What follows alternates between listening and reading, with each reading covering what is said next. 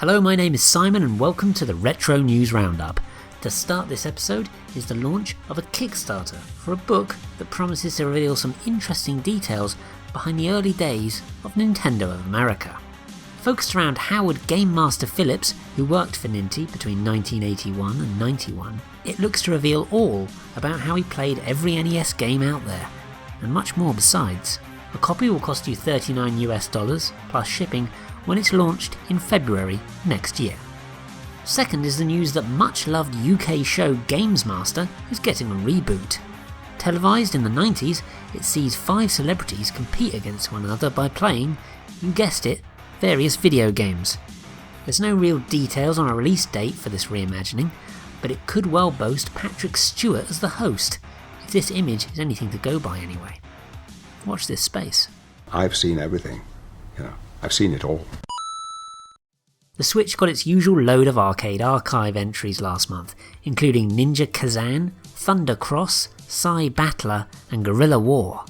There was another Neo Geo Pocket Color port in the form of SNK vs Capcom, the match of the millennium, but also the launch of Capcom Arcade Stadium, which includes 32 titles from the developer you can buy, but you can get 1943, the Battle of Midway, for free. What an incentive.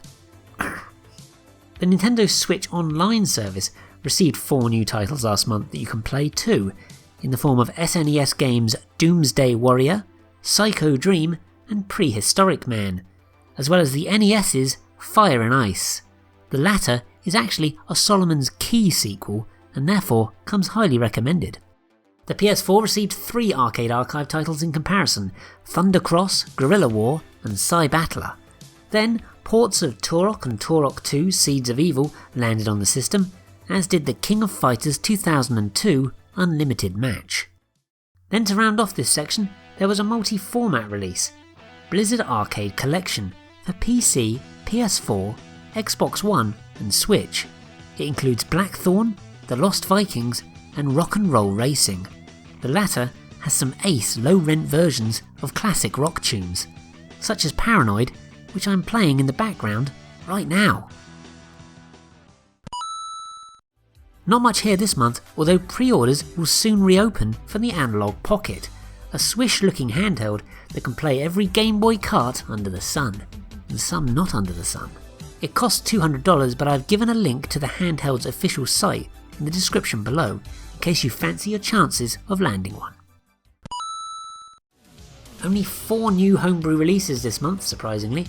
2 are for Commodore 64 titles, Tiny Quest and Spider Fighter.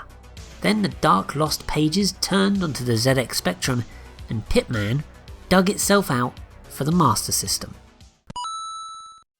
First was that a build of Rare's cancelled N64 title Dinosaur Planet was dumped online. It eventually became the much-loved Star Fox Adventures for the GameCube. Well, a few people loved it anyway, I imagine.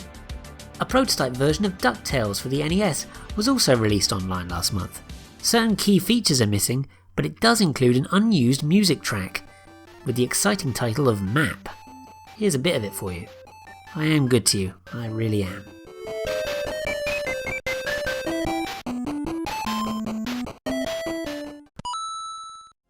Two English language fan translations were completed last month, one for Ikari no Yousai Fortress of Fury for the Game Boy, and Maze of Gallius on the NES.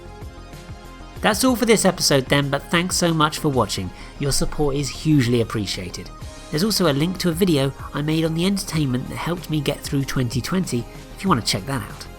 In any case, please don't forget to like, comment, share, subscribe, and please do stay safe.